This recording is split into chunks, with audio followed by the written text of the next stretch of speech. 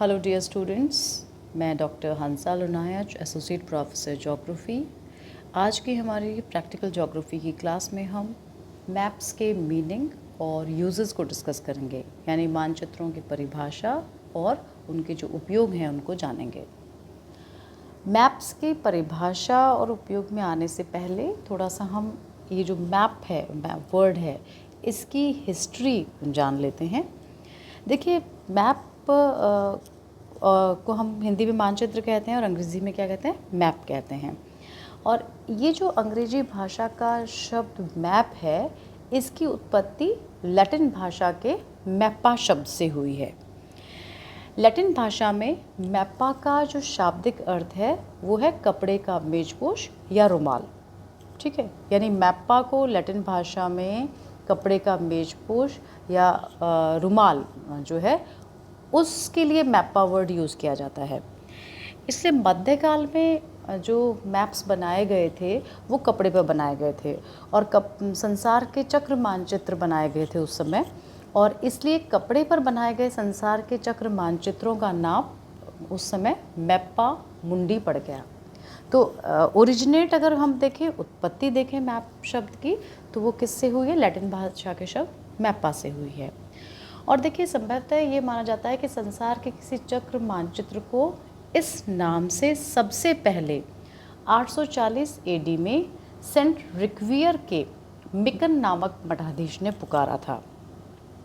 बाद में मैप्पा मुंडी शब्द बहुत अधिक लोकप्रिय हो गया कि मध्यकालीन सभी प्रकार के संसार मानचित्र इसी नाम से पुकारे जाने लगे। इस प्रकार कई शताब्दियों तक निरंतर प्रयोग होते रहने के बाद लैटिन भाषा के मूल शब्द मैप्पा का अंग्रेजी अपभ्रंश मैप हो गया, जिसे हिंदी भाषा में हम मानचित्र कहते हैं। तो स्टार्टिंग में इसे मैप्पा मुंडी कहा जाने लगा, लेकिन धीरे शब्द की जो अपभ्रंश, इस मैप्पा शब्द का अपभ्रंश हो गया और इसमें ये अपभ्रंश होकर मैप शब्द हो गया। तो ये क्लियर हो गई हिस्ट्री आपको। अब चलिए, अब हम डिस्कस करते हैं मानचित्र की परिभाषाओं को, और इसमें हम जानेंगे दो अलग अलग स्कॉलर्स थे, उन्होंने किस प्रकार से मानचित्र को, मैप को परिभाषित करने का प्रयास किया है। देखिए, पृथ्वी सहित किसी भी खगोलीय पिंड अथवा उसके किसी भाग का मापनी के अनुसार समतल सतह पर प्रतीकात्मक निरूपण, जिसे हम कहते हैं सिंबॉलिक रिप्रेजेंटेशन, जो है वो मानचित्र कहलाता है।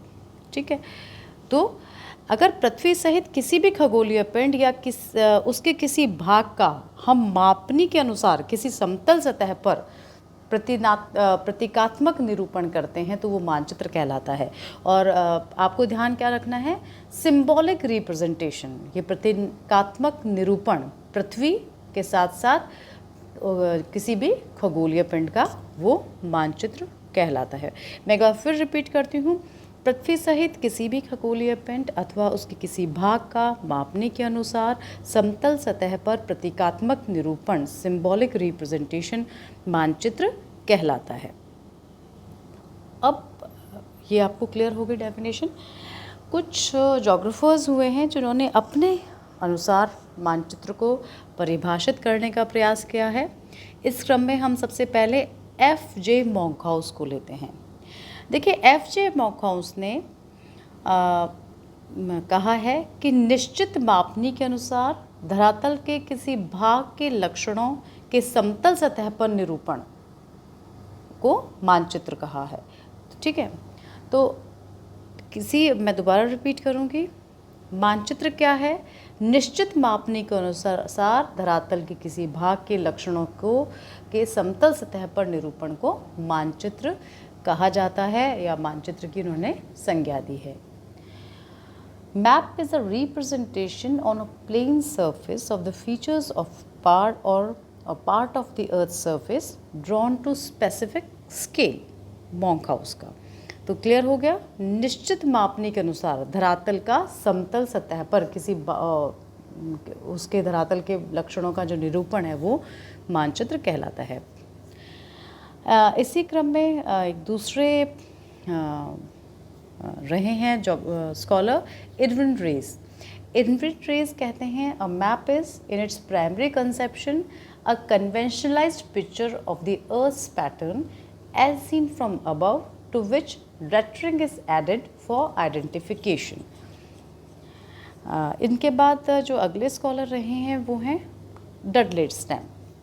देखिए सर, डडले स्टैम्प ने मानचित्रों की बहुत विस्तृत परिभाषा दी है और उन्होंने मानचित्रों की विस्तृत परिभाषा देते हुए लिखा है कि मानचित्र धरातल अथवा उसके किसी भाग का वहाँ के भौतिक और राजनीतिक लक्षणों आदि का अथवा खगोलीय पिंडों का कागज़ या किसी अन्य पदार्थ की समतल सतह पर निर्मित ऐसा चित्रण है जिसमें अंकित प्रत्येक बिंदु निश्चित मापनी या प्रक्षेप के अनुसार अपनी भौगोलिक अथवा खगोलीय स्थिति के अनुरूप स्थित होता है।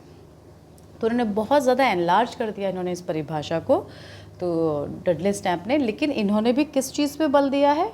मापनी के अनुसार या किसी मानचित्र प्रक्षेप के अनुसार जो निरूपण है भौगोलिक या खगोलीय स्थिति का, वो मानचित्र कहलाता है। इंग्लिश में वो एक्सप्लेन करते हुए डिफाइन करते हुए कहते हैं मैप को कि map is a representation of the earth surface और a part of it, its physical and political features etc.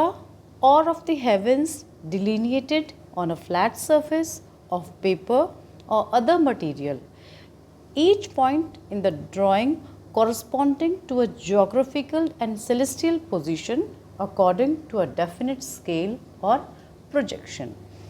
तो डडले स्टैम्प की परिभाषा क्लियर हो गई आपको। अगले हैं फिंच और ट्रिवार्था। देखिए, फिंच और ट्रिवार्था कहते हैं मानचित्र धरातल के आलेखीय निरूपण होते हैं। Maps are graphical representation of the surface of the earth. बहुत सिंपल सी परिभाषा है, एक लाइन की। मानचित्र क्या होते हैं? मानचित्र धरातल के आलेखीय निरूपण होते हैं। अगले अपने स्कॉलर रहे हैं आर ओगिलवी बुचानन। आर ओगिलवी बुचानन द्वारा संपादित भूगोल शब्दकोश में उन्होंने मानचित्र की परिभाषा देते हुए कहा है कि किसी समतल सतह जैसे कागज़, कपड़ा, प्लास्टिक या गत्ता पर धरातल अथवा उसके किसी भाग का मापित निरूपण जिसमें कुछ चुने हुए भौतिक, राजनीतिक, ऐतिहासिक अथवा आर्थिक लक्षण दिखलाए गए हों, मानचित्र कहलाता है। तो ओगिलवी बुचानन ने अपने शब्दकोश में इस प्रकार से मानचित्र को परिभाषित किया है। इंग्लिश में वो परिभाषित करते हुए लिखते हैं कि a map is the scaled representation on a flat surface such as paper, cloth, plastic और cardboard of the earth surface और a section of it showing certain selected features physical, political, historical और economic. तो इसके बाद अगले जो अपने scholar हैं आर.पी. मिश्रा और ए. रमेश। आर.पी. मिश्रा और ए. रमेश ने मानचित्र की परिभाषा में पृथ्वी या किसी अन्य खगोलीय पिंड के दृश्य विवरणों के साथ साथ अदृश्य अर्थात केवल विचारे गए प्रतिरूपों के निरूपण को भी सम्मिलित किया है। उनके अनुसार समस्त पृथ्वी या उसके किसी भाग, आकाश या किसी अन्य आकाशीय पिंड के दृश्य एवं विचारे गए अवस्थितिक व विवरणात्मक प्रतिरूपों का मापनी के अनुसार प्रतीकात्मक आरेखन मानचित्र कहलाता है। आर.पी. मिश्रा और ए. रमेश की जो डेफिनेशन है मानचित्रों को वो भी काफ़ी एलैबोरेटेड है। तो उन्होंने भी यही कहा है कि पृथ्वी या किसी खगोलीय पिंड के जो दृश्य हैं, विवरण हैं, चाहे वो हमें दिख रहे हों चाहे वो अदृश्य हों, उन सब का मापनी के अनुसार जो निरूपण है, प्रतीकात्मक जो निरूपण है, वो मानचित्र कहलाता है। A map is a symbolic drawing to scale of the visible as well as conceived locational and distributional patterns of the whole part or a part of the earth, the sky or any other heavenly body। अब ये उन्होंने English में definition दी थी। अब इन definition से जो हमने discuss की है उससे यही हम जस्ट निकाल सकते हैं, सारांश निकाल सकते हैं कि पृथ्वी या खगोलीय पिंडों का मापनी के अनुसार आलेखी निरूपण मानचित्र कहलाता है। चाहे वो मापनी के अनुसार है, चाहे वो प्रोजेक्शंस के अनुसार है। प्रोजेक्शंस में भी स्केल होता है और वैसे भी हम मापनी में भी स्केल के अकॉर्डिंग ही बनाते हैं। तो वो जो प्रतीकात्मक निरूपण है वो मानचित्र कहलाता है। आशा है आपको ये डेफिनेशंस क्लियर हो गई होंगी। अब हम डिस्कस कर लेते हैं मानचित्रों के उपयोग क्या है। हाँ, देखिए, मानचित्रों की रचना के जो मुख्य उपयोग और जो उद्देश्य हैं वो मुख्य रूप से 3 यूजेस ज़्यादा हैं। और मानचित्रों का एक उद्देश्य भी रहता है कि हम किस अपने जो व्यूअर्स हैं, स्टडी करने वाले हैं, उनको अपने मानचित्रों के थ्रू पर्टिकुलर इन चीज़ों का नॉलेज हो। सबसे पहले तो है कि कोई मानचित्र लिखित विषय सामग्री की चित्रीय पुनरावृत्ति करके उस सामग्री की स्मृति को हमारे मस्तिष्क में अपेक्षाकृत अधिक स्थायी बना देता है। देखिए, कोई लिखित सामग्री है, बहुत हम डिटेल में लिखते हैं तो कई बार हमें वो पूरी डिटेल ध्यान नहीं रहती, लेकिन अगर वो विषय की सामग्री चित्रों के रूप में हमें मानचित्रों पे देखें तो देखिए वो चीज़ हम उसको ईजिली रिवाइज कर लेते हैं और वो जो पिक्चर है वो हमारे मस्तिष्क में अधिक समय के लिए रहती है, या फिर कह लीजिए स्थायी रूप से रहती है मानचित्रों में। जबकि थ्योरी अगर हम पढ़ेंगे तो इतना स्थायी रूप से वो हमारे दिमाग में बहुत मेमोराइज हम नहीं कर पाते हैं ईजिली। जबकि मैप एक पिक्टोरिकल प्रेजेंटेशन है तो इसलिए हम उसको मेमोराइज कर लेते हैं। क्योंकि देखिए, ये जो लिखित विवरण या तथ्य को पढ़कर या सुनकर हमें समझने याद रखने में कठिनाई होती है, ये चीज़ आप ध्यान रखिएगा। और मानचित्र में हम इसे आसानी से समझ लेते हैं। तो ये आपको क्लियर हो गया कि कोई भी मानचित्र लिखित विषय सामग्री की चित्रीय पुनरावृत्ति करके उस सामग्री की स्मृति को हमारे मस्तिष्क में अपेक्षाकृत अधिक स्थायी बना देता है।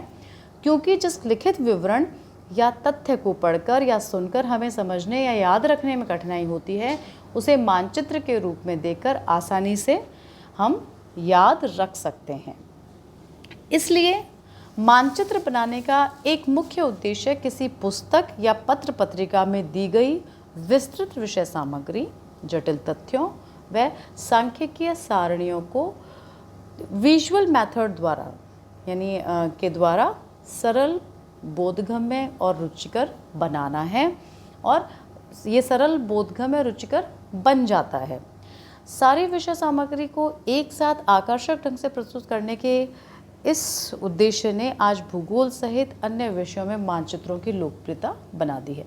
तो ये जटिल सामग्री क्या है और जो सांख्यिकीय सारणियाँ हैं उनको विजुअलाइज करके बहुत इजी, बोधगम्य और इंटरेस्टिंग बनाता है, और उसके मानचित्र का ये बहुत बड़ा उपयोग भी है। दूसरा,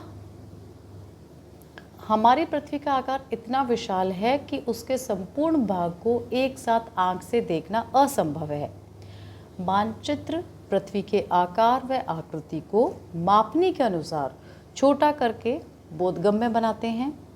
धरातल पर स्थलाकृतिक आकृतियाँ कहाँ कहाँ किस प्रकार की हैं, विभिन्न क्षेत्रों में नदियों का प्रवाह किधर को है, वहाँ की चट्टानें, वनस्पति, मिट्टियाँ, खनिज संपदा और जंतु सृष्टि किस किस भांति की है, किस प्रदेश में जलवायु व मौसम की दशाएं कैसी रहती हैं, पृथ्वी पर जनसंख्या का वितरण एवं बस्तियों के प्रतिरूप किस प्रकार के हैं, वहाँ के आर्थिक व्यवसायों जैसे एग्रीकल्चर, इंडस्ट्रीज़, परिवहन, ट्रांसपोर्टेशन और ट्रेड आदि को की क्या अवस्था है, तथा सामाजिक, सांस्कृतिक और राजनीतिक प्रणालियाँ कैसी हैं। इस प्रकार के भौगोलिक तथ्यों एवं कारकों को स्पष्ट करना जो स्पष्ट रूप से हम मानचित्र के द्वारा पढ़ सकते हैं, जान सकते हैं। और मानचित्र का मेन उद्देश्य भी यही है कि हर पिक्चर जो है वो क्लियर कर देता है मैप। तीसरा, धरातल पर विभिन्न प्रकार के भौतिक, आर्थिक, सामाजिक, सांस्कृतिक तथा राजनीतिक प्रतिरूप साथ साथ विद्यमान मिलते हैं। इन विवरणों में से केवल आवश्यकता अनुसार छांटे गए विवरणों को प्रदर्शित करने के मानचित्र महत्वपूर्ण साधन हैं। ये जो प्रतिरूप है ये सारे के सारे हमें मानचित्रों में देखने को मिल जाते हैं और विजुअल इफेक्ट के कारण हमारी मेमोरी में लंबे समय तक ये हमें ध्यान रहते हैं और एक तरह से स्थायी इनका प्रतिरूप हमारे दिमाग में रहता है। इसके अलावा धरातल पर दिखलाई न देने वाले प्रतिरूपों को भी मानचित्रों के द्वारा प्रकट किया जाता है। हालांकि इस कार्य के लिए आरेख, चार्ट, मानारेख व रेखा मानचित्र भी बनाए जाते हैं, लेकिन ये विधियाँ गौण हैं तथा इन्हें मानचित्रों की कोटि में नहीं गिना जाता। तो सामाजिक, सांस्कृतिक, राजनीतिक प्रतिरूप भी हमें आसानी से मानचित्रों के द्वारा ध्यान रह जाते हैं। सारे संसार में मानचित्रों का उपयोग दिन प्रतिदिन बढ़ता जा रहा है। काफ़ी देशों में जो नेचुरल रिसोर्सेज हैं उनकी खोज हो रही है। इन संसाधनों को अंकित करने के लिए तथा मानव जीवन के आर्थिक, सामाजिक, सांस्कृतिक तथा राजनीतिक पक्षों को प्रदर्शित करने के लिए मानचित्रों का निर्माण एवं उपयोग किया जाता है। भूगोल में अगर हम देखें तो मानचित्रों का सबसे अधिक प्रयोग होता है, इसलिए कभी कभी मानचित्र को भूगोलविद्या का उपकरण भी कहा जाता है। भूगोल के अलावा अन्य ऐसे कई विषय हैं जैसे भूविज्ञान, जिसे हम जियोलॉजी कहते हैं, जलवायु विज्ञान है, मौसम विज्ञान है, जल विज्ञान है, समुद्र विज्ञान है, मृदा विज्ञान है, वनस्पति विज्ञान है, प्राणी विज्ञान है, रसायन विज्ञान है, भौतिकी है, खगोल है और खगोल भौतिकी जिसे हम एस्ट्रोफिज़िक्स कहते हैं, इतिहास है, राजनीति शास्त्र है, समाजशास्त्र है, अर्थशास्त्र है, मानव विज्ञान है, कृषि, व्यापार और वाणिज्य है, नौ संचालन, परिवहन तथा पत्रकारिता आदि में भी रेखाचित्रों और मानचित्रों का प्रयोग बढ़ रहा है। मानवीय ज्ञान को विकसित करने के लिए पुस्तकों तथा पत्र पत्रिकाओं में देश विदेशों की आर्थिक, सामाजिक और सांस्कृतिक विकास की योजनाओं का वर्णन करने के लिए फर्स्ट वर्ल्ड वॉर के बाद से लगभग प्रत्येक देश में मानचित्रों का प्रयोग बढ़ गया है। सैन्य विज्ञान में तो मानचित्रों का को विशेष स्थान प्राप्त है। तो ये सारे यूजेस हैं मानचित्र के और इनसे, इस डिस्कशन से हम ये निष्कर्ष निकाल सकते हैं कि मानचित्र वर्तमान समय में कितने उपयोगी हैं। मैं आशा करती हूँ आप सभी को ये टॉपिक क्लियर हो गया होगा। मैप्स की जो डेफिनेशन है और जो उसका यूजेस हैं, उनके यूजेस हैं वो आपको क्लियर हो गए होंगे। अब आप अपनी जो फाइल जो वर्क है उसमें इस टॉपिक को क्लियरली अपना लिख लीजिएगा और इसे याद रखिएगा।